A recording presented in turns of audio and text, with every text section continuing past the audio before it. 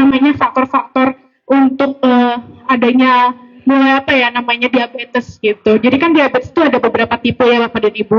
Mungkin kalau ada salah satu faktor yang udah dirasakan dan Bapak dan Ibu bingung, boleh nanti ketika dokter Pasha memaparkan itu langsung bertanya. Baik Bapak dan Ibu, langsung aja kita ke narasumber. Untuk itu kepada dokter Pasha, spesialis penyakit dalam, waktu dan tempat kami persilakan dok. Terima kasih Mbak Gaby untuk introduksinya. Assalamualaikum warahmatullahi wabarakatuh.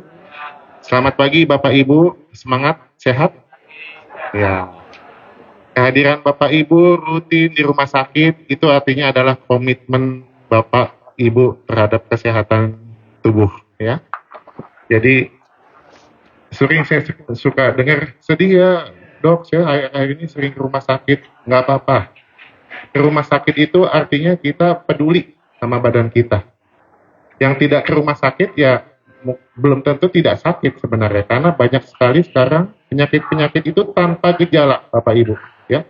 Hanya ketahuan ketika diperiksa oleh dokter dan dari laboratorium. Jadi sekarang ke rumah sakit itu paradigmanya bukan lagi kalau sakit aja atau kalau ada keluhan aja gitu ya.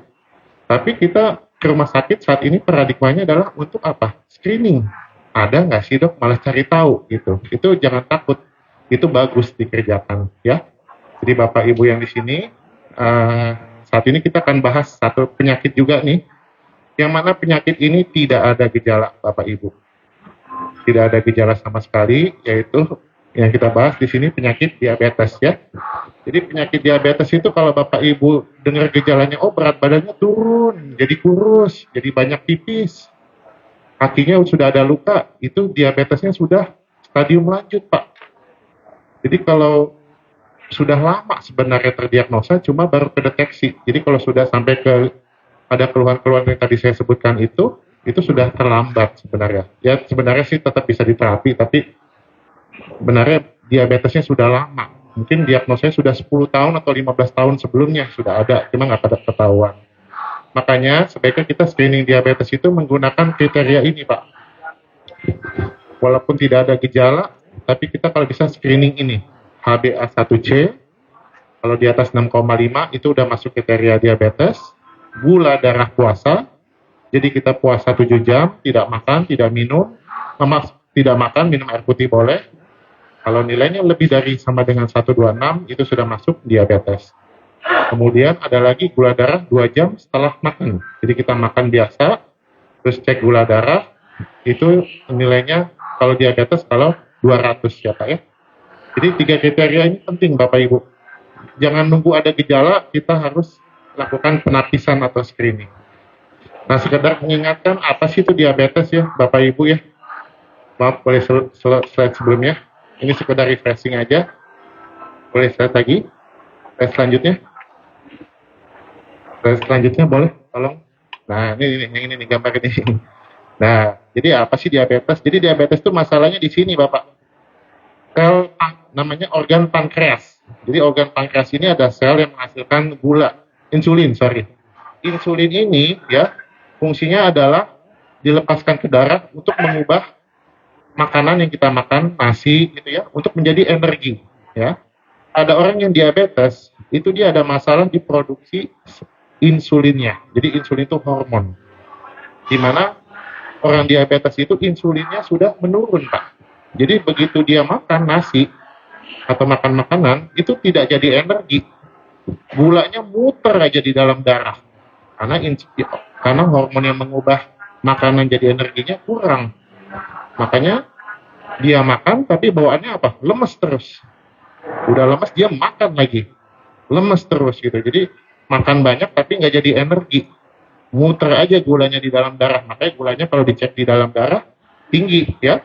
Mungkin 2 jam setelah makannya bisa di atas 200 ya. Itu sekilas tentang apa sih penyakit diabetes itu. Jadi landasannya adalah karena dia kekurangan insulin di sel pankreas.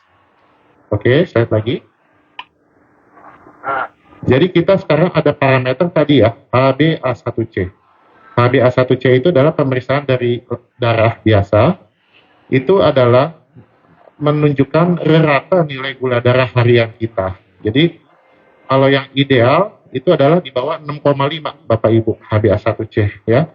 Di sini mungkin agak kecil, maaf tulisannya. Ini setaranya gulanya. Jadi misalkan kita punya HbA1c Bapak Ibu berapa? Misalkan 8. Maka itu setara dengan gula darah hariannya mungkin 183. HbA1c kita misal 9. Itu artinya gula darah kita kalau di random, dicek sewaktu, itu mungkin 212-an kisarannya. HbA1c kita 10. Itu gula darah kita mungkin kalau di rata-rata itu 240-an. Jadi HbA1c itu nggak bisa diotak-atik Bapak. Kalau gula darah kan bisa ya, saat kontrol kita puasain aja lama gitu ya. Seolah-olah rendah. Tapi kalau HbA1c, karena dia rata nilai gula darah, maka dia lebih tepat. Nggak bisa dipengaruhi. Boleh silakan Bu. HbA1c ini katanya menggambarkan 3 bulan sebelumnya ya dok. Tapi ini kok harian ya, mohon izin.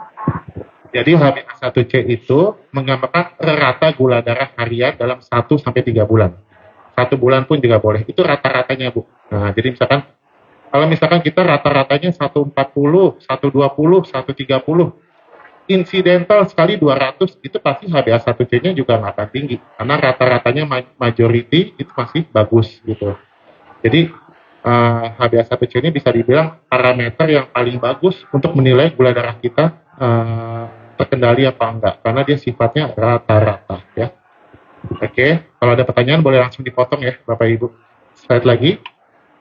Nah, kenapa sih tadi kita targetnya HbA1c harus di bawah 6,5? Karena ini Pak, kalau HbA1c atau gula darah kita tetap tinggi, itu ada komplikasi ke organ lain. Jadi diabetes itu masalahnya komplikasinya Pak. Bukan ya gulanya juga ya, tapi komplikasinya lebih berbahaya. Ke organ-organ jantung, ke organ ginjal, ya. Jadi penyakit ginjal diabetes. Ke mata, bisa gangguan masalah di retina, di saraf, betul. Dan gangguan saraf, kesemutan, itu juga sama, itu adalah komplikasi diabetes. Jadi sebenarnya hati-hati, diabetes itu bahayanya adalah komplikasinya, karena dia menyerang multi organ, ya. Gangguan saraf tuh Bapak Ibu, kalau misalnya kita ada mulai kesemutan, kebas, itu namanya komplikasi ke saraf, hati-hati, ya. Jadi kadang pasien diabetes tuh keluhannya entah kebas, atau misalkan dia, atau yang lebih berat lagi, pasien itu dia ambang nyerinya udah turun Pak, ya. Nyerinya udah nggak merasa seperti seharusnya. Jadi sering pasien diabetes ada luka di kakinya. Kalau ditanya ini kenapa Pak Ibu gitu, nggak tahu Dok. Nah itu kata-kata nggak tahu tuh kenapa? Karena tidak berasa betul. Jadi nyeri itu kan sebenarnya sensasi supaya kalau kita ada something, ada luka, kita lihat ke kaki.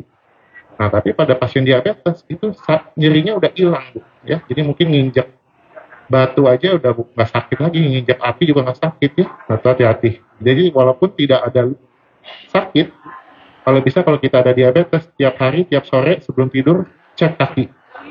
Ada luka apa enggak? Ingat, tidak ada nyeri bukan berarti tidak ada luka, ya. Kalau perlu dibantu kaca, Pak Ibu. Termin buat ngeliat di telapak kakinya ada luka apa enggak, ya. Gitu. Saat lagi. Boleh, silakan. Selamat pagi.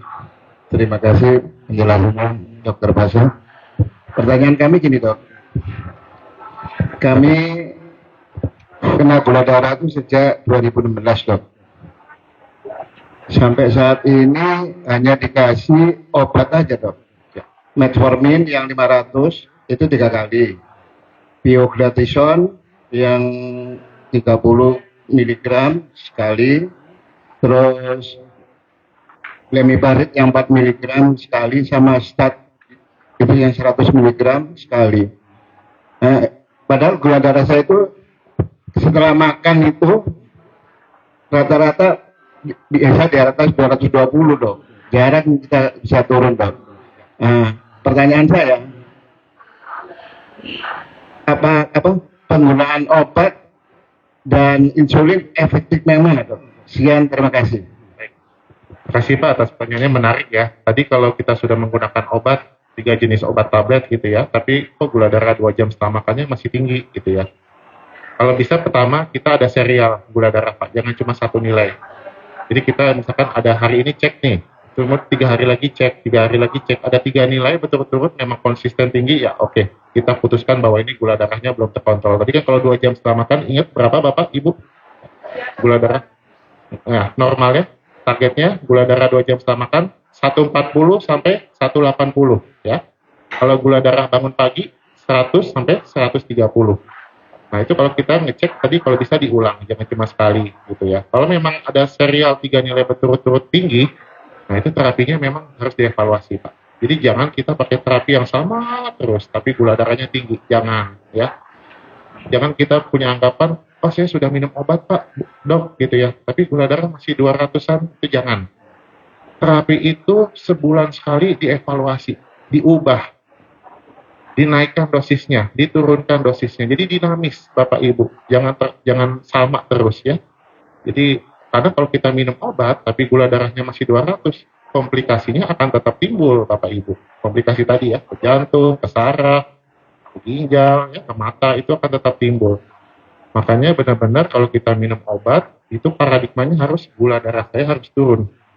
Jadi kalau ditanya diabetes bisa sembuh apa enggak, ya harus terkendali gitu ya. Itu malah jadi target gitu ya. Pertanyaan kedua tadi, apakah dengan obat insulin atau tablet mana yang lebih cepat? Ya, jelas insulin, Pak. Betul, karena insulin itu kita kerjanya cepat dan mungkin itu 3 hari atau seminggu sekali dosis bisa diubah. Memang iya, betul ya. Tapi kita lihat case by case, Pak. Ya, jadi kalau misalkan kita mulai insulin itu biasanya kalau HbA1c itu sudah 9 ke atas. Itu mulai bisa kita mulai insulin tuh ya. Tapi kalau HbA1c-nya masih di bawah 9, sebenarnya masih bisa diupayakan pakai obat tablet 3 jenis gitu ya. Jadi nah itu karena kita patokannya kalau gitu kenapa nggak diinsulin aja dari awal? Karena insulin juga ada efek samping, Bapak Ibu, jangan lupa. Pertama ya terkait dosis itu lebih mudah ngedrop gula darahnya rendah ya. Yang kedua ya dia menaikkan berat badan karena itu kan hormon ya. Jadi kita benar-benar keputusan menggunakan obatnya apa, apakah tablet, apakah insulin, ataukah yang lain, misalkan ada golongan namanya seperti Ozempic, itu hasil diskusi bersama antara dokter sama pasien. Gitu. Kita jelaskan benefitnya, resikonya apa, baru ya nanti diputuskan terapinya apa. Nggak semuanya diinsulin juga sih. Gitu. Tapi kalau HbA1c 9, sekali lagi, ya mungkin itu memang sudah ada indikasi insulin. Ya. Kejawab, Pak? Boleh lagi, Pak. Ya, habisnya. Pertanyaan kedua, dok. Ini, dok. Yang sering saya alami nih, dok, karena banyak mengkonsumsi obat tablet, itu, mohon maaf, waktu BAB itu pertamanya keras, dok. Baru bisa encer gitu, dok. Ya, baik. Kalau obat-obatan tablet yang efeknya ke saluran cerna seperti metformin memang bisa, Pak, seperti itu. Oh, Jadi ada efek kadang beberapa diare malah ya, atau malah kembung ya, mual, atau malah susah BAB, ya itu mungkin metforminnya nanti dievaluasi. Bisa diganti ya ke yang lain ya. Jangan khawatir, tapi diabetes banyak. Jadi setiap keluhan sekecil apapun sampaikan ke dokter, Pak. Karena nanti biar dokternya evaluasi ya. Apakah itu efek samping dari obat gula ataukah ada penyebab lain gitu ya. Oke, makasih, dok. Ya, sama-sama, Pak. Silakan, Pak. Terima kasih, dokter. Saya gula darah puasa itu terakhir kemarin 150. Setelah 2 jam kurang lebih 200. Nah, pertanyaan saya begini, dok. Selama ini memang saya minum obat rutin, metformin dan Liquidol. Terus begini, dok, pertanyaan saya itu kalau malam suka kram di betis.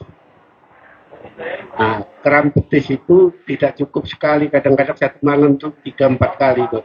Sakit sekali. Harus turun dari tempat tidur, berdiri baru bisa hilang kramnya itu. Itu kenapa, dok? Terima kasih. Ya, baik, Pak. Jadi tadi kembali lagi ya, prinsipnya setiap kita minum obat harus mencapai target. Kalau Bapak ada nilai tadi 200, sampaikan ke dokter ya, Pak. Nanti dokter akan evaluasi, pasti akan entah naikkan obat, tambah obat, ya, atau ubah jenisnya, itu pasti akan dilakukan. Karena jangan terapinya sama terus ya. Kalau saya biasanya untuk apa namanya, yang masih tinggi-tinggi ya mungkin 1 bulan sekali harus tetap kontrol dulu, karena biasanya kan kalau untuk yang dari klinik misalkan Sinabung atau dari Bintaro itu kan mereka di sana hanya lanjut obat ya Pak ya. Jadi kalau bisa sih memang kembali ke klinik setempat itu kalau sudah terkendali gitu ya, biar dokter di RSPP yang ubah dosisnya ya. Terkait kram tadi itu bisa otot, bisa juga saraf Pak ya, harus diperiksa lebih lanjut nanti ya. Kalau karena gula sih biasanya lebih ke keluhannya bukan kram Pak, kesemutan atau panas atau mungkin baal nggak terasa ya. Kalau kram sih lebih ke otot ya Pak ya, gitu. Jawab Pak. Oke, sementara lanjut dulu ya. Yuk slide lagi. Nah ini kita kalau melakukan pemeriksaan gula darah mandiri di rumah Bapak Ibu, slide sebelumnya. Nah ini alatnya ya Pak. Pertama cuci tangan dulu, terus siapkan alat glukometernya.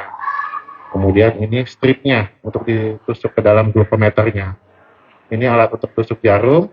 Yang terakhir buku buat apa? Buat dicatat Pak ya. Yang jarinya udah ditusuk tapi datanya hilang, lupa. Nanti dokter nggak bisa baca. Jadi selalu didokumentasikan. Lihat lagi. Nah, bagaimana sih pemeriksaan gula darah mandiri itu? Berapa banyak sih? Sehari berapa kali? Seminggu berapa kali? Itu beda-beda Bapak Ibu. Tergantung apa? Nomor 1 tergantung jenis obat yang kita pakai. Apakah kita minum obat tablet saja? Ya, kalau kita minum obat tablet saja, ya, ataukah kita pakai insulin, ataukah kita pakai Ozempic, atau kombinasi tiga-tiganya. Itu menentukan frekuensinya. Yang kedua, jadwal dan porsi makan kita. Contohnya kita misalkan makannya nggak sama nih Pak, antara makan pagi, siang, malam. Pagi sering kelewat makannya, tapi siang, malam banyak. Nah itu juga mempengaruhi kapan kita cek gula darahnya. Yang ketiga, aktivitas fisik. Misalkan pada pasien diabetes yang dia tiap pagi jarang sarapan, terus biasanya langsung olahraga, lari. Nah itu mungkin kita perlu juga cek gula darah pagi gitu ya, atau jam 10, jam 11 gitu ya. Nah itu karena terkait aktivitas yang beda-beda. Atau pada kondisi khusus, misalkan pasien dengan penyakit penyerta lain, misalkan pasiennya diabetes tambah stroke, dirah baring di rumah, atau pasien diabetes yang dia menggunakan sonde di rumah selang makan. Nah itu jadwal pemeriksaannya juga nggak bisa disamakan seperti kita yang mungkin datang mandiri ke rumah sakit. Ya. Yang kelima itu adalah ketersediaan sticknya. Jadi kita kalau stick kita terbatas di rumah ya jangan dipaksakan harus ideal sebelum makan, setelah makan ya nggak bisa juga gitu. Semua bisa disesuaikan. Dan yang terakhir ya pilihan pribadi. Artinya kalau kita, dok saya nggak mau dicek banyak-banyak di rumah gitu, sakit tangannya, silahkan. Itu bisa didiskusikan ya. Yang penting kita prinsipnya ngecek gula darah itu harus targeted. Harus ada timingnya. Jangan terlalu random gitu ya. Dan yang terakhir, yang kedua dicatat. Itu prinsipnya 2. Jadi targeted dan didokumentasikan, dicatat. Targetednya kayak gimana? Nah, kita bahas. Ini contoh catatannya nih, Bapak Ibu. Hari Senin, Selasa, Rabu ya. Makan pagi, makan siang, makan malam. Ada cek gula darah sebelum makan pagi, setelah makan pagi, sebelum makan siang, sesudah makan siang, sebelum makan malam, sesudah makan malam. Ada lagi sebelum tidur, ada lagi yang tengah malam ya. Kalau sticknya banyak, jarinya mau ditusuk, mau dilengkapin boleh, tapi nggak perlu sebenarnya, jangan khawatir ya. Jadi prinsipnya gini, ini catatannya ya. Jadi kalau di rumah, kalau bisa formatnya seperti ini, Bapak Ibu ya. Bikin catatannya seperti ini ya. Tapi prinsipnya, kalau saya boleh kasih saran, kalau yang sederhana Pak, itu cek cukup 2 aja. Gula darah bangun pagi, itu kita anggap gula darah puasa. Jadi Bapak bangun tidur, Bapak Ibu bangun tidur, belum makan, belum minum, cek gula berapa. Itu catat, itu kita anggap gula darah puasa. Dan gula darah 2 jam setelah makan. Setelah makan apa? Pilih salah satu. Boleh makan siang, makan malam, ya. Boleh setelah sarapan. catat aja. Dan nggak usah tiap hari Bapak Ibu. Kalau mau 3 hari sekali, boleh. Itu paling cepat ya, 3 hari sekali. Kalau tidak ada juga stiker terbatas, seminggu sekali juga boleh. Ya, gitu. Kecuali ada kasus-kasus khusus, misalkan sering hipoglikemia. Hipoglikemia itu gula darahnya ngedrop, rendah. Nah itu nanti pasti dokter akan minta nih timing. Setiap ada kejadian hipo, Pak, gula darah rendah turun, catat. Itu kejadian jam berapa, dan kemudian diingat makannya waktu itu gimana. Ya, karena itu jadi laporan ke dokter nanti pada saat lihat, oh iya ada event hipoglikemia nih. Penyebabnya apa? Sambil dicari tahu sama dokternya. Jadi tugas Bapak Ibu di rumah mencatat kalau ada kejadian seperti itu. Udah tahu ya gejala hipoglikemia atau gula darah rendah itu apa, Pak? Lemes, gemeter, berdebar-debar, ya, keringetan, ya itu udah hipoglikemia. Kalau sebenarnya kalau ada event seperti itu, nomor 1 yang perlu dilakukan apa? Cari yang manis-manis, ya. Jangan repot cek gula darah dulu, cari yang manis dulu. Bikin air, gula pasir, aduk, minum. Ada permen, makan. Ada coklat, makan, ya. Jadi kalau kita menggunakan obat diabetes, kalau bisa sih di tas tuh Pak, udah siap tuh Pak. Entah teh kotak, ya, teh kotak manis, permen, coklat. Jadi kalau sewaktu-waktu siang-siang ini gemeteran, berdebar-debar di jalan, ada pertolongan pertama, ya. Gak usah cek gula darah dulu, yang penting actionnya dulu. Biasanya kalau hipoglikemia begitu dikasih manis hilang Pak. Nah berarti itu event untuk kejadian hipo. Yang dicatat apa? Jamnya. Nah jamnya dicatat dan ingat-ingat saat itu kita makannya gimana. Misalkan oh tadi iya ya saya makan paginya kelewat nih tapi minum obat. Atau mungkin oh iya ya tadi saya sih makan pagi jam 7 nasi 4 sendok tapi jam 10 saya lupa snack makanya saya jam setengah 11 gemeter ya. Tuh. Jadi biar ada catatan ke dokter ya. Penyebabnya sih mayoritas Bapak Ibu kalau hipoglikemia, gula darah rendah, kejadian yang insidentil, misalkan Bapak Ibu minum obat nih, minum aman-aman. Tiba-tiba ada 1 hari gemeter, berdebar, itu biasanya makan. Nah, insidental. Karena dosis kan tiap hari Pak, hari ini minum obat, gemeter. Besok minum obat, gemeter. Lusa minum obat dengan dosis sama, gemeter lagi. Nah, itu berarti karena obatnya, dosisnya akan kita turunkan. Tapi kalau insidental, koreksi dulu makannya. Either tadi mungkin nggak makan pagi, siang, malam, atau makan tapi dosisnya kurang, atau nggak snack. Nah, kan makan itu sebenarnya berapa kali Pak? 6 kali. 6 kali sehari makan itu Pak. Tapi definisi makan di diabetes itu adalah semua yang masuk ke mulut. Dan ada kalorinya. Minum teh manis pakai gula pasir biasa itu makan. Nah, ya. Jadi sebenarnya ada 6 waktu makan. 3 makan besar, itu artinya makan karbohidrat sama protein di jam 7 pagi, jam 12 siang, jam setengah 7 malam. Wajib tuh Pak. Ada unsur karbohidrat sama protein. Nasinya 4 sendok aja. 4 sendok makan ya, bukan 4 sendok centong. Ya, kebanyakan. Atau kalau nggak mau makan nasi, itu boleh diganti roti tawar 2. Nah, itu syaratnya tuh ya. Nah, di antara makan pagi, siang, malam, ada lagi snack, Bapak Ibu. Snack itu boleh, wajib malah ya, di jam 10 pagi, antara makan pagi, siang, di jam 3 sore, antara makan siang, malam, di jam 8 malam, sebelum tidur. Itu wajib snack. Snacknya apa? Buah, ya. Buahnya juga yang rendah gula ya, misalkan pepaya, ya, apel, gitu ya. Atau kalau nggak ada juga, bikin aja teh manis dengan gula pasir biasa. Itu sebagai snack Pak. Jadi kalau minum teh manis pakai gula pasir biasa jangan dibarengin sarapan atau makan siang. Yang minuman manis itu sebagai snack. Nah, misalkan jam 10 pagi kita udah ngemil buah. Kita mau ngemil lagi biskuit nanti di slot snack selanjutnya jam 3 sore. 1 jam slot snack itu hanya boleh 1 jenis snack ya. Nah, itu 6 waktu itu wajib terpenuhi. Oke, balik lagi ke slide. Lanjut lagi. Nah, khusus yang pengguna insulin, Bapak Ibu, ya, ini ada spesifik yang perlu diperhatikan. Siapa di sini mungkin yang menggunakan insulin? Ada? Belum ada ya? Belum, masih pada tablet. Oh, oke, Bapak Ibu ya, yang di belakang ya.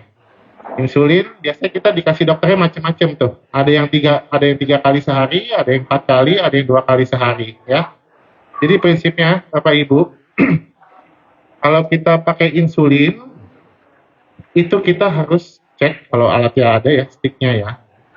Tadi kembali lagi, gula darah bangun pagi sama gula darah 2 jam setelah makan. Ya. Tergantung insulinnya dikasih apa juga nih, gitu ya. Nah, tapi enaknya kalau kita pakai insulin, sebenarnya dengan kita punya alat glukometer di rumah, kita bisa ubah dosis sendiri, Bapak Ibu. Nggak usah nunggu ke dokter 1 bulan lagi. 1 minggu aja udah bisa ubah dosis sendiri, naik-naik gitu ya. Tapi dicatat, harus dicatat. Jadi pada saat kontrol ke dokter itu posisi insulin kita udah berubah, ya. Jadi lebih cepat kan mencapai target. Kalau kita nunggu dokter ubah, kan lama ya. Tuh. Oke, lanjut lagi. Slide lagi. Nah, ini teknik pemeriksaan gula darah mandiri di rumah, Bapak Ibu ya. Kalau kita lihat nih gambar yang pertama, kalau bisa kita pilih jari yang disuntik di jari 3, 4, 5 ya. Satunya itu jempol. Jadi di jari tengah, jari manis sama jari kelingking. Di yang ini ya. Nah gitu. Kenapa? Karena di jari tengah, manis dan kelingking itu kalau ditusuk lebih nggak sakit dibandingkan telunjuk maupun jempol ya. Itu lokasinya. Sebelum suntik, kita cuci tangan dulu. Cuci tangan dengan sabun atau alkohol, dibilas kering. Kemudian kita siapkan jarinya. Ini kita siapkan alat untuk pencucuknya, tusukannya ya. Kalau Bapak punya alat tusukannya bentuknya pen, itu enak tuh Pak. Bisa ngatur kedalaman jarumnya. Jadi mau jarumnya bisa diatur, kalau kulitnya tipis ya kedalaman jarumnya level 1 aja gitu ya. Kalau kulitnya agak tebal bisa dinaikin level 2 atau 3 gitu ya. Ada tuh bentuk penusuk jarum yang bentuknya pen yang bisa diatur kedalamannya. Nanti kalau udah ditusuk di jari kita, tinggal tempelkan stripnya ini ke jari tetesan darah di jari kita. Nanti akan keluar alat berapa pembacaan gulanya di glukometernya. Ya. Nah, ini yang perlu Bapak perhatikan pada saat pemeriksaan gula darah mandiri di rumah ini adalah nomor 1 sticknya. Sticknya ini harus sesuai dengan alatnya, Bapak Ibu. Ya, apakah sesuai apa enggak? Yang kedua, sticknya juga kalau bisa jangan kadaluarsa, Pak. Karena kalau sudah kadaluarsa stripnya itu enzimnya udah hilang. Jadi semua kebaca rendah, hati-hati ya. Jadi kalau bisa sih cari sticknya itu ya pertama belinya di tempat yang cukup reliable ya, cukup apotik gitu ya, misalkan apoteknya yang bagus gitu ya. Belinya 1 box, jangan beli satuan Pak. Karena kalau beli satuan kan kita nggak tahu itu udah kadaluarsa apa belum ya. Terus yang kedua, alat glukometernya nih, yang ini itu juga harus dikalibrasi ya.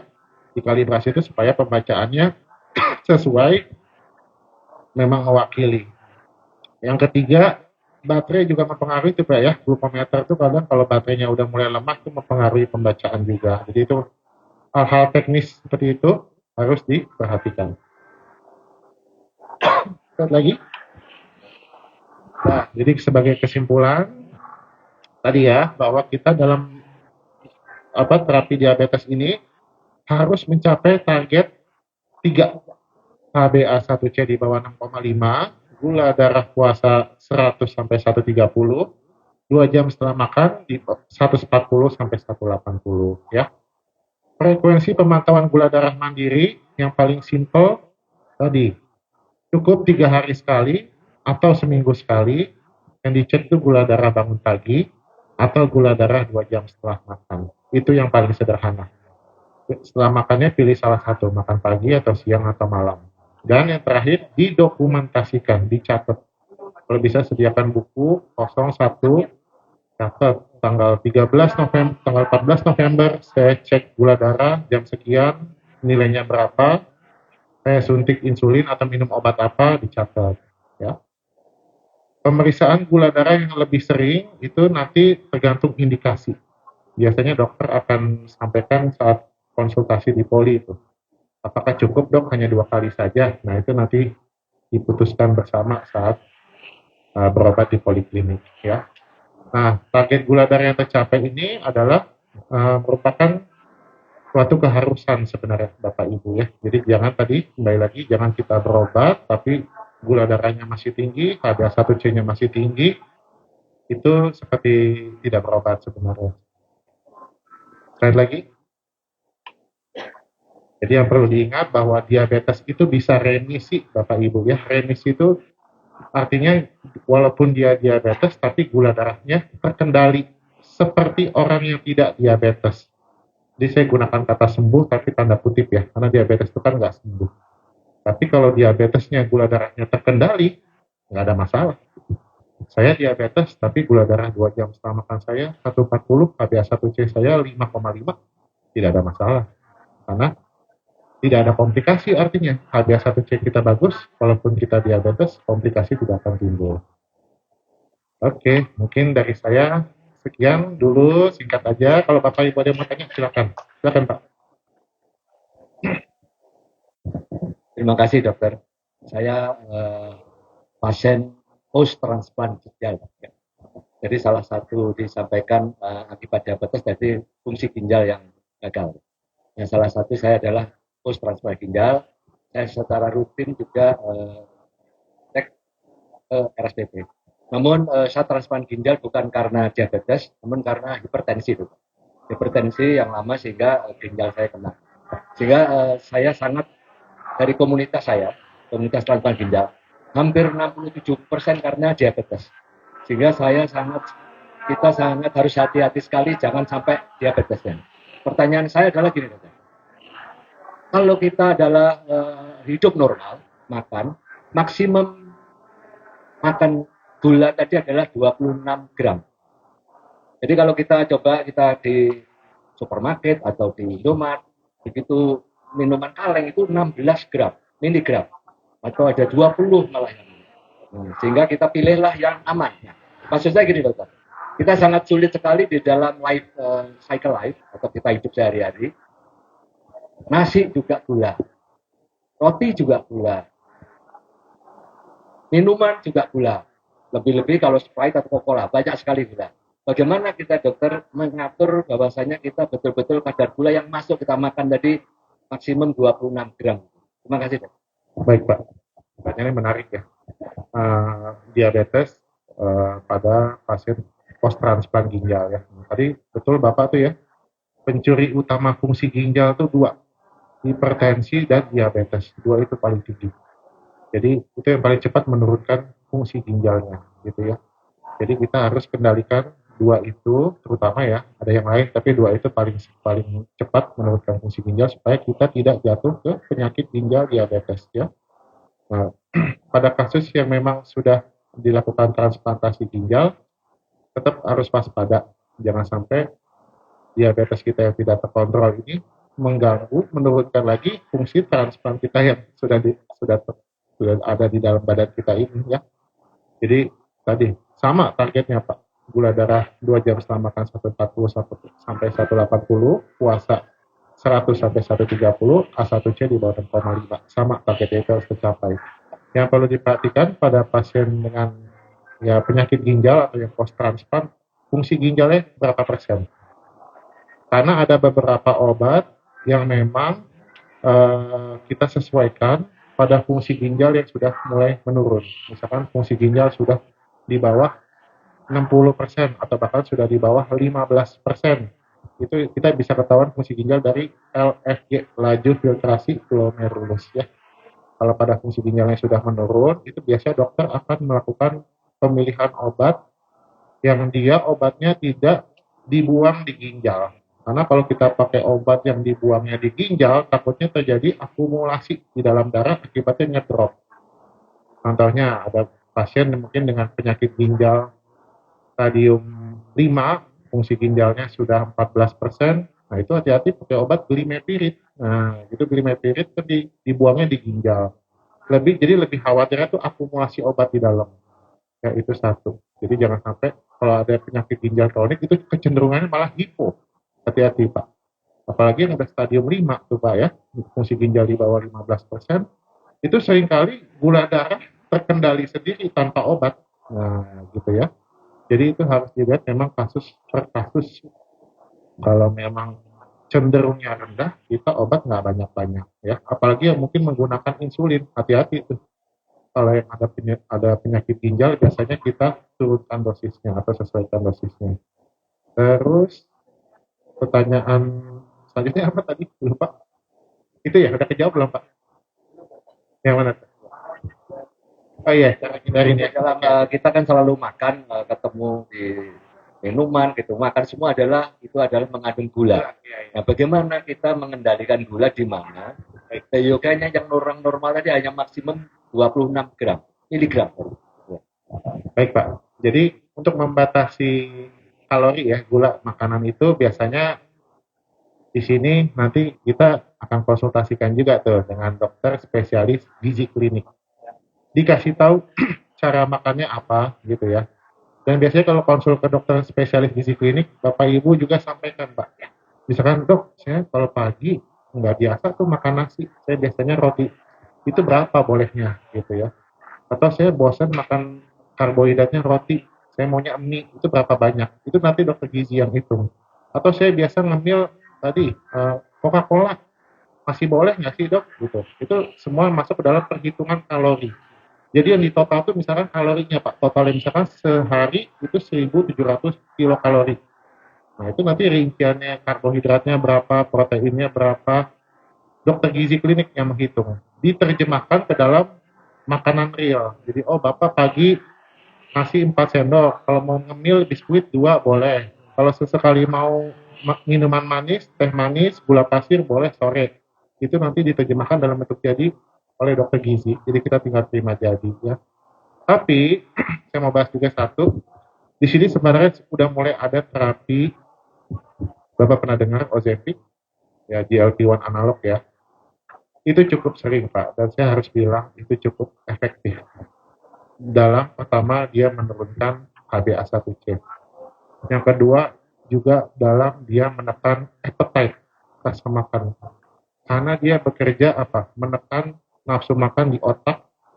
Di otak tuh ada rangsangan supaya kita lapar ya, itu ditekan sama obat itu. Sama menekan pengosongan lambung. Jadi lambung kita tuh udah kecil Pak. Minum air putih aja udah penuh. Boro-boro mau makan kue, mau makan pempek, mau makan batagor, udah nggak bisa. Jadi biasanya kalau menggunakan terapi itu, kalau pengalaman pasien-pasien, ngelihat makan, sebelah teman lagi makan, nggak pengen tuh dong. Dan kita makan dikit aja cukup efektif. Itu menurut saya untuk yang kira-kira appetite-nya tinggi, mungkin agak sulit disiplin, atur makan, itu terapi yang tepat sih menurut saya. Cukup bisa dipertimbangkan ya, karena memang kadang kita udah ke dokter gizi ya, udah dijelasin cara makan, yang susah udah tahu, tapi susah menjalankannya, itu kan itu ya. Kalau menggunakan terapi tadi golongan GLP-1 analog ya, Ozempic itu, kita nggak punya tekad aja, badan kita udah dipaksa tahan makan. Jadi biarlah obatnya yang bekerja, yang nggak punya tekad untuk atur makan aja mau nggak mau dipaksa makan ya. Jadi mungkin kalau boleh saya gambarkan ya, mungkin seperti orang yang habis bariatric surgery Bapak Ibu ya. Lagi ngetren kan bariatric surgery, operasi yang lambungnya dikecilkan sehingga makannya jadi kecil. Nah itu kurang lebih begitu. Cuma kalau menggunakan terapi GLP-1 analog ini lambungnya masih segitu-gitu aja, cuma dia nggak melarut, pengosongannya pelan ya. Makan tuh udah pakai itu udah nggak mungkin lagi ngomong jangan banyak makan, bukan, jangan sampai nggak makan. Udah kebalikannya, karena emang udah dikunci lambungnya. Itu kalau Bapak Ibu ibaratnya mau dipertimbangkan, boleh terapi itu di GLP-1 analog itu memang cukup efektif sih dari pengalaman. Saya harus sebut aja namanya Ozempic ya, karena nggak ada setaranya lagi ya yang lain ya. Gitu ya. Terima kasih. Ini saya mau nanya, kebetulan saya sedang HD. Apakah boleh obat-obat HD dicampur dengan obat-obat herbal? Terima kasih. Ya, baik Pak. Mengenai obat herbal, itu kan herbal itu kita sebenarnya yang masalah tuh tidak tahu kandungannya Pak. Ya, sekarang hati-hati, beberapa obat yang klaimnya herbal itu dicampur dengan zat-zat yang justru malah dapat meningkatkan gula darah. dapat menurunkan fungsi ginjal ya. Jadi kesulitannya herbal itu kita nggak tahu kandungannya. Kalau udah nggak tahu kandungannya kita nggak bisa prediksi manfaatnya apa, dan yang lebih bahaya lagi efek sampingnya apa, kita nggak tahu tuh. Kalau obat dari dokter, obat dari apotek resmi kita tahu. Oh, glikidon. Glikidon ini kerjanya bagaimana, menurunkan gulanya sebanyak apa, efek sampingnya apa, kita bisa prediksi. Tapi begitu judulnya herbal, wallahu alam, isinya apa kita nggak tahu, efek sampingnya juga unpredictable ya Pak ya. Diatur BPOM-nya juga masih tanda tanya gitu. Jadi kita kalau bisa sih Pak, kalau yang klaimnya herbal kita nggak tahu sumbernya, dihindari. Atau Bapak tanyakan ke dokternya, dibawa herbalnya apa sih gitu ya. Hati-hati pokoknya herbal. Zaman sekarang Pak, madu aja dicampur dengan apa?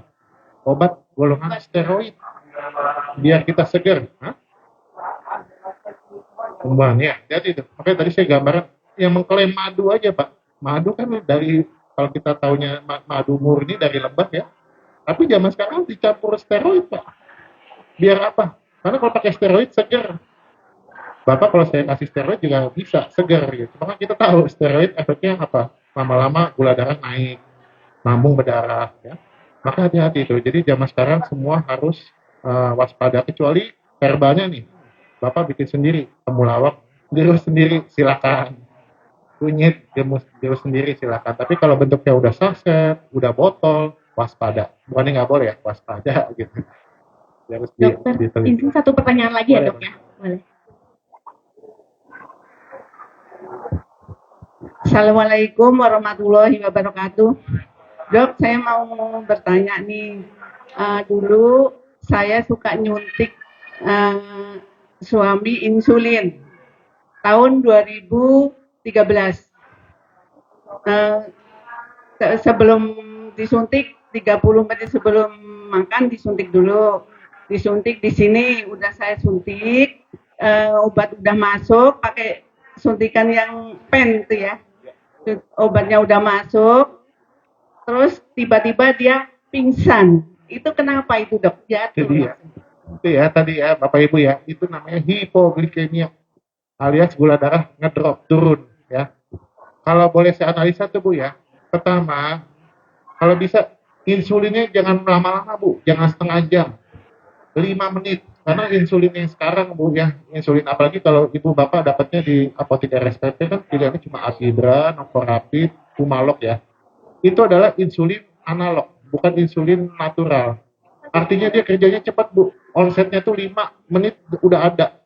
Jadi kalau saya sih sebaiknya cara insulinnya mungkin Bapak Ibu yang lain ada juga, kalau dapatnya insulin dari RSPP 5 menit sebelum makan, jangan setengah jam. 5 menit sebelum makan suntik.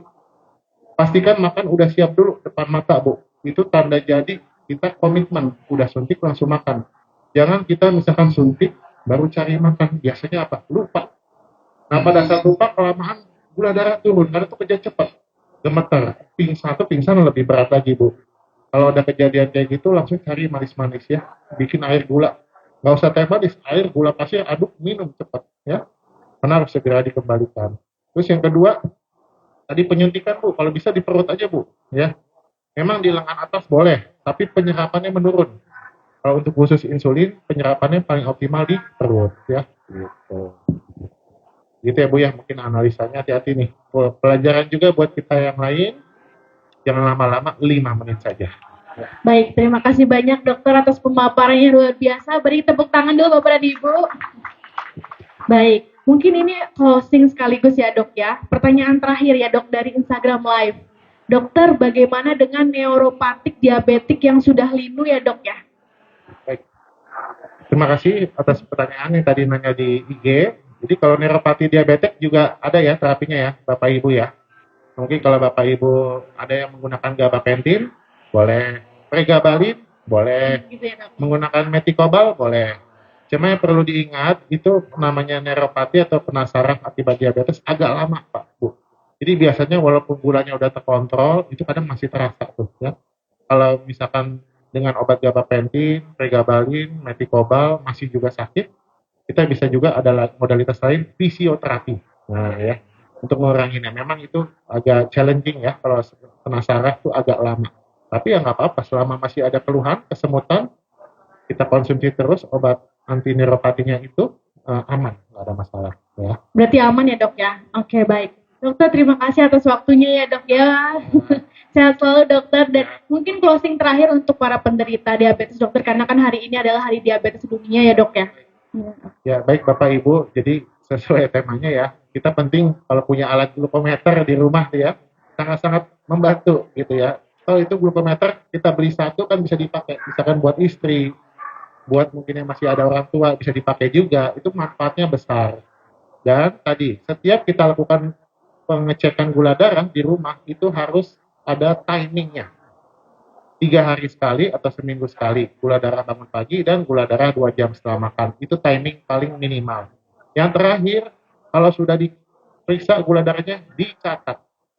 Sayang nanti udah cek gula darah tapi nggak dicatat, sia-sia. Nah, dokternya bingung juga gula darahnya berapa ya gitu. Mungkin itu sih terkait pemantauan gula darah mandiri di rumah. Ada lagi? Baik, terima kasih dokter. Sudah Terima cukup kasih, mungkin ya Bapak dokter Ibu, ya? atas Baik, terima kasih pertanyaannya. dokter. Kalau Bapak Ibu ada yang mau ditanyakan, dikonsultasikan, silakan. Boleh langsung ke Boleh dokter banget atau ya. lewat Siapa Instagram saja. dok? Boleh Oh, boleh juga. ya, Instagramnya RSPP. Ke dokter spesialisnya kita lah. Oke, oke, jangan lupa dokter Pasha ini praktek setiap hari apa dok? Senin, Kamis, Jumat. Kamis dan Jumat ya Bapak dan Ibu. Jamnya jam berapa dokter? Kalau Senin jam 1 siang sampai jam 7 malam. Kamis jam 8 pagi sampai jam 4 sore. Jumat jam 8 pagi sampai jam 12 siang. Ya, Oke? itu ya Bapak dan Ibu. Kalau masih lupa bisa lihat jadwal dokter Pasha di websitenya RSPP ya dok ya. Baik, sekali lagi tepuk tangan untuk dokter Pasha. Terima kasih Bapak Ibu. Terima kasih dokter atas Sehat kesempatannya. selalu. Amin. Ya, saya harus kembali ke poli karena masih ada. Masih poli. ada dok ya. Oke, baik. Terima kasih dokter. Lagi Bapak Ibu. Dok. Baik Bapak dan Ibu, sesi selanjutnya ada presentasi dari Aku Cek. Oh ya Bapak dan Ibu, bagi yang mau periksa gula darah gratis, boleh silakan untuk mengunjungi standnya Aku Cek. Dan juga kalau ada bawa alat untuk dikalibrasi, silakan untuk dicek juga. Baik Bapak dan Ibu, tadi sedikit closing, Dokter Pasha sudah menjelaskan terkait diabetes dan juga komplikasi dan penyulit. Selain itu, Bapak dan Ibu harus memperhatikan faktor gaya hidup yang dapat mempengaruhi gula darah Bapak dan Ibu. Contohnya seperti melakukan aktivitas fisiknya yang bisa membuat Bapak dan Ibu stres dan juga mengkonsumsi terlalu banyak gula ya Bapak Ibu. Bapak dan Ibu, intinya bagi yang sakit selagi ada kehidupan, pasti masih ada harapan ya Bapak dan Ibu. Dan semoga yang sehat itu dijauhkan dari segala penyakit apapun itu. Karena penyakit itu tidak ditentukan. Kekuatan dan keberanian Allah yang ditentukan. Untuk itu Bapak dan Ibu jangan dulu kemana-mana. Kita ada presentasi dari Aku Cek sebentar. Untuk itu kita panggilkan dari Aku Cek. Silakan kakak. Silakan Bapak dan Ibu bagi yang mau periksa gula darah ya. Dan kalibrasi alat kontrol gula darah nih selagi masih kosong. Ya, silakan kakak, waktu dan tempat dipersilakan.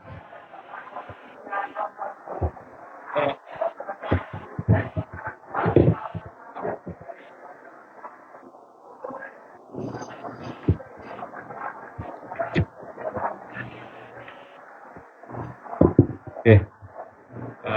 Selamat pagi Bapak Ibu semuanya. Perkenalkan nama saya Buni dari divisi Aku Cek. Sedikit mau informasikan kalau seandainya Bapak Ibu punya alat Aku Cek, ingat ya, itu kita garansinya seumur hidup. Jadi alat, baterai, sama pennya itu garansi seumur hidup sama free kalibrasi. Jadi Bapak Ibu nggak perlu khawatir kalau seandainya punya alat Aku Cek. Kita punya ada empat ini ya Bu ya, punya 4 alat Aku Cek. Seperti di sini, kalau seandainya punya alat Aku Cek di sini, kita sediakan untuk kalibrasi. Pokoknya intinya untuk alat Aku Cek itu garansinya seumur hidup, free kalibrasi, baterai seumur hidup. Jadi Ibu nggak perlu khawatir lagi. Nah kalau Bapak Ibu juga udah punya alat lain di luar Aku Cek, kalau mau tukar Aku Cek juga bisa ya Bapak Ibu, itu free, tinggal Ibu beli stripnya isi 50 saja, seperti itu. Kemudian